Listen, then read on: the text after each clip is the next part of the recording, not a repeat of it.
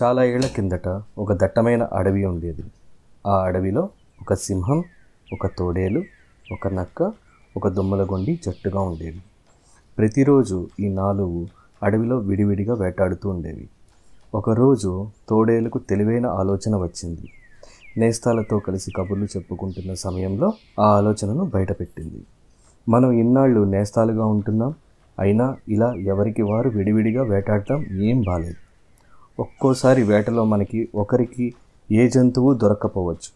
దానివల్ల ఆ రోజు పస్తు ఉండడం తప్పకపోవచ్చు.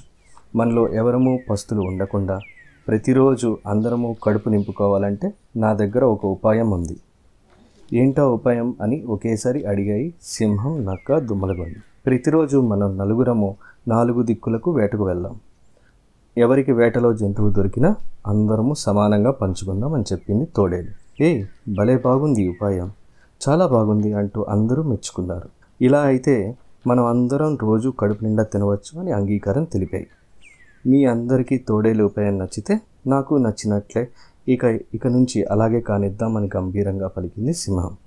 మర్నాడు 4 మృగాలు 4 దిక్కులకు వేటకు వెళ్ళాయి.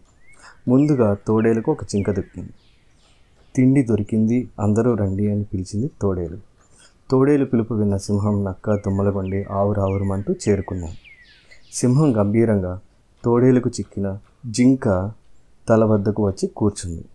మనం అనుకున్నట్లుగానే సమానంగా పంచుకుందాం. ముందుగా మనం ఎంతమందిని ఉన్నామో లెక్క పెడదాం అంటూ లెక్కించడం మొదలుపెట్టింది. 1 నేను, 2 తోడేలు, 3 దుమ్మలగొండి, 4 నక్క అంది. జాగ్రత్తగా జింక శరీరాన్ని 4 భాగాలు చేసింది. నేను సింహాన్ని, ఈ అడవికి మృగరాజును, అందువల్ల మొదటి భాగం నాదే అంటూ మొదటి భాగాన్ని తీసుకుంది. ఇక రెండో భాగం, ఇది నాదే ఎందుకంటే అందరికంటే నేనే బలశాలిని అంటూ రెండో భాగాన్ని కూడా తీసుకుంది. మరి మూడో భాగం, నేను అమిత ధైర్యశాలిని కాబట్టి ఇది కూడా నాదే అంటూ మూడో భాగాన్ని కూడా తన వైపుకు లాక్కుంది. న్యాయంగా చెబుతున్నాను, మిగిలిన ఈ భాగం తీసుకోవాలంటే తీసుకోవచ్చు అంటూ 4వ భాగం మీద తన పంజా పెట్టింది.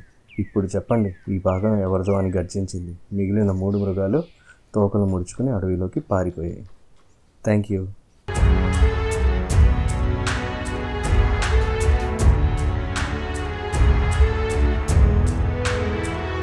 మీరు మరిన్ని వీడియోలు చూడాలంటే మన ఛానల్ను సబ్స్క్రైబ్ చేయండి. పక్కనున్న బెల్ ఐకాన్ని ప్రెస్ చేయండి.